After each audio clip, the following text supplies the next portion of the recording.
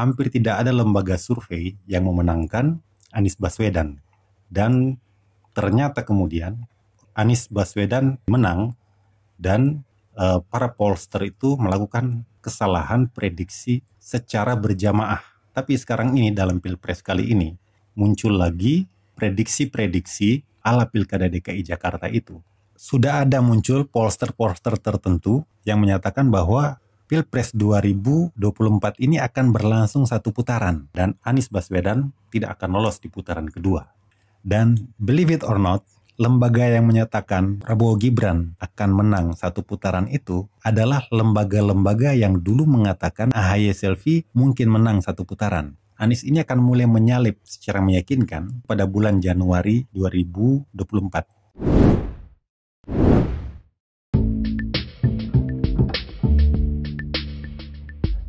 Assalamualaikum warahmatullahi wabarakatuh. Selamat datang kembali di channel Pemilu Indonesia bersama saya Harun Hussein. Dalam Pilkada 2017, hampir tidak ada lembaga survei yang memenangkan Anies Baswedan.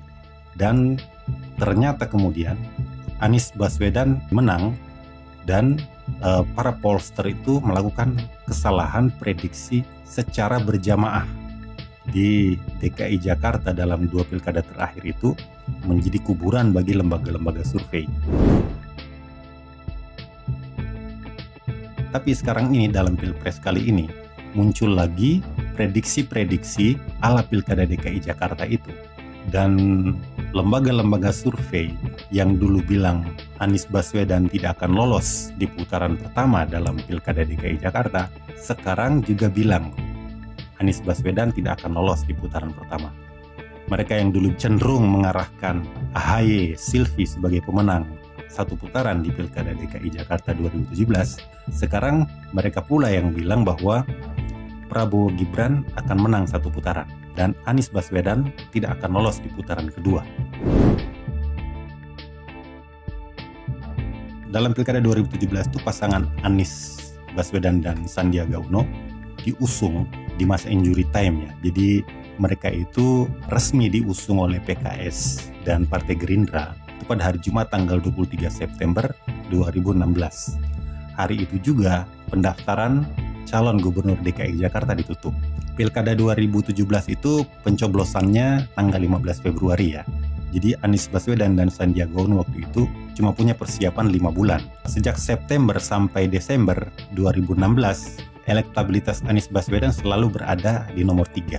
Bahkan waktu itu dalam survei LSI DNIJA pada bulan Desember itu AHY unggul jauh, kemudian Ahoknya game over, dan Anies sama sekali nggak masuk dalam hitungan. Jadi sampai Desember, Anies Baswedan selalu berada di posisi buncit. Selalu underdog ya.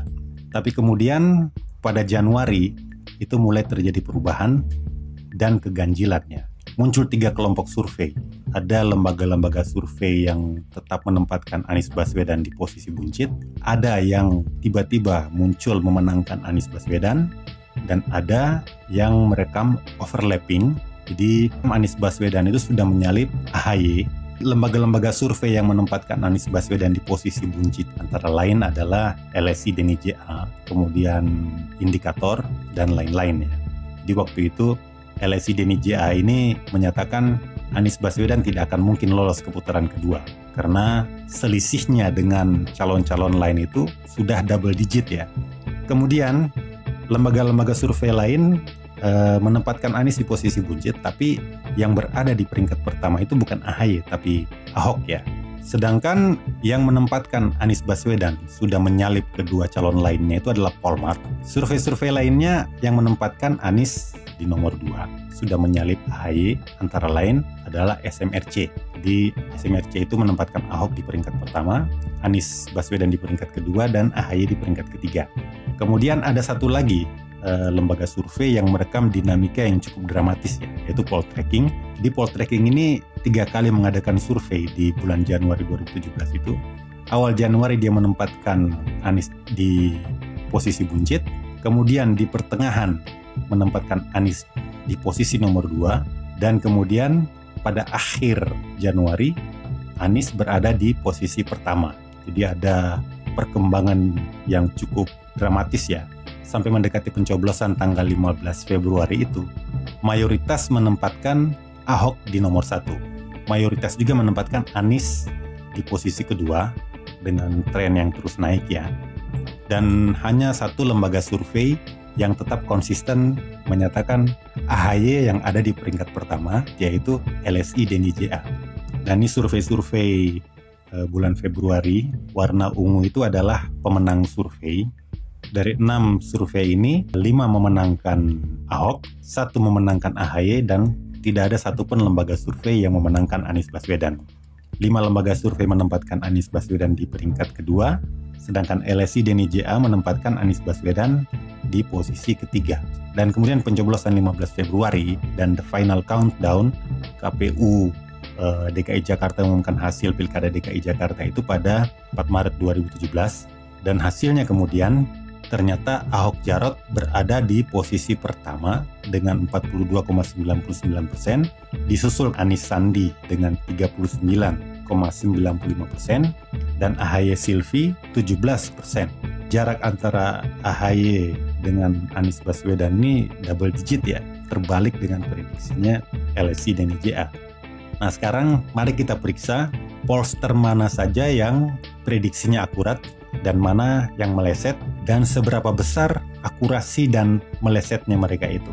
Ini perbandingan antara hasil survei dengan hasil pilkada, dan katanya bagi lembaga survei itu margin of error itu adalah aura kewibawaan bagi lembaga-lembaga survei. Tapi ternyata dalam Pilkada DKI Jakarta 2017 itu margin of error semua lembaga survei itu semua ya jebol nggak karu-karuan, termasuk lembaga-lembaga survei yang melaksanakan survei menjelang pemungutan suara. Sekarang kita lihat selisih terbesarnya itu adalah LSI dan IJA. LSI dan IJA itu margin of errornya 2,9%. Tapi selisihnya dengan hasil aktual pilkada itu double digit ya. Artinya jauh sekali ya. Jadi kita lihat di sini ada 2 lembaga yang cukup jauh jaraknya dengan hasil pilkada, yaitu LSI dan IJA dan survei Litbang Kompas. Jadi kita beri tanda merah di sini untuk survei-survei yang sangat besar jebolnya ya. Nah, sekarang apa pendapat Anda tentang hasil-hasil survei ini? Pertanda apakah ini? Silakan tuliskan opini Anda di kolom komentar. Karena tidak ada yang meraih suara 50% plus 1, keadaannya di run off. Yang akan bertarung di putaran kedua ada Anies Sandi dan Ahok Jarot. Dan putaran kedua itu kemudian dijadwalkan tanggal 19 April 2017. Sekarang mari kita intip lembaga-lembaga survei.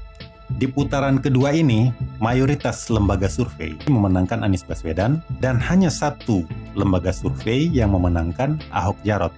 Lembaga survei yang memenangkan Ahok Jarot itu adalah Carta Politika.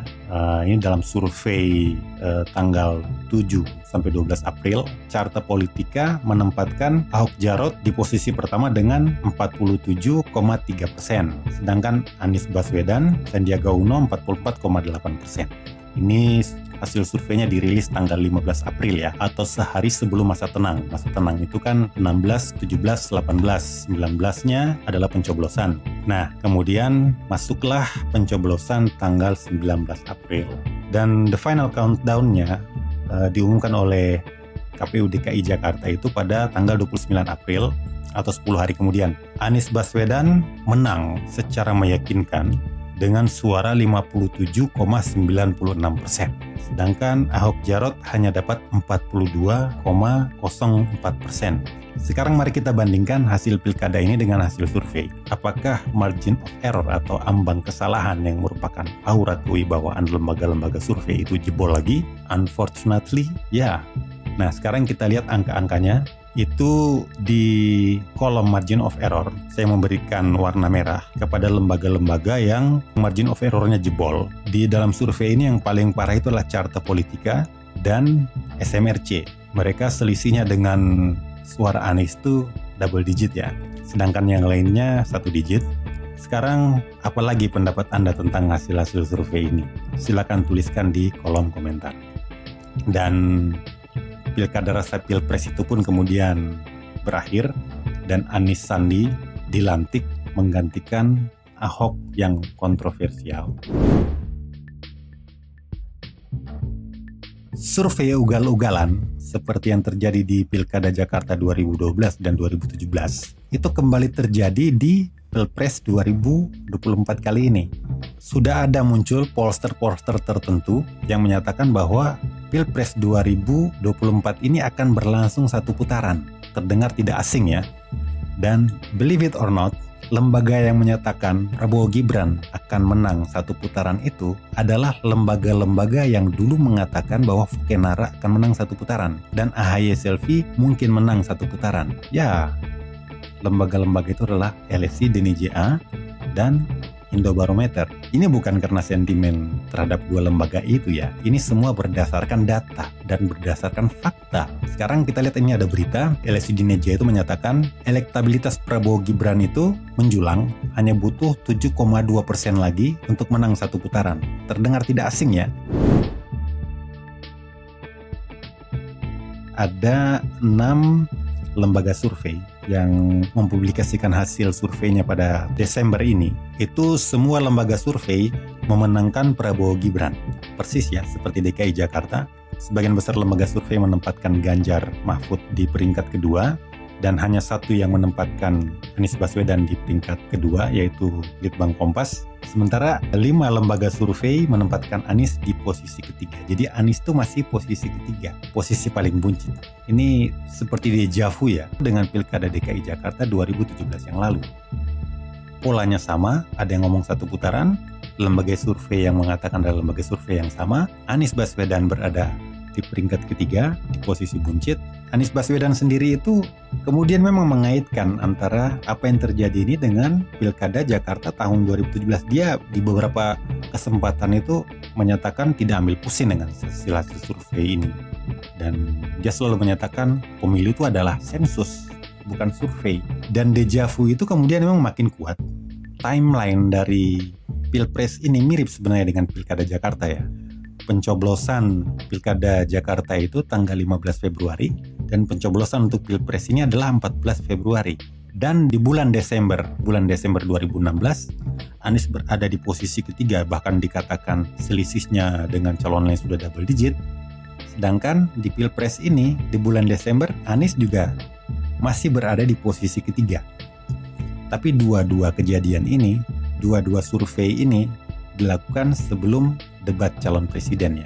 Prediksi saya, Anies ini akan mulai menyalip secara meyakinkan pada bulan Januari 2024 atau sebulan sebelum pencoblosan. Soal bagaimana Anies menyalip di bulan Januari ini akan kita bahas dalam episode berikutnya ya. Baik, demikian dulu untuk episode kali ini. Sebelum kita tutup, saya ingin mengutipkan sebuah ungkapan yang disampaikan oleh Abraham Lincoln dan juga pernah disampaikan oleh Bob Marley, yaitu you can fool some people sometimes, but you cannot fool all the people all the times. Baik, terima kasih atas perhatiannya. Wassalamualaikum warahmatullahi wabarakatuh.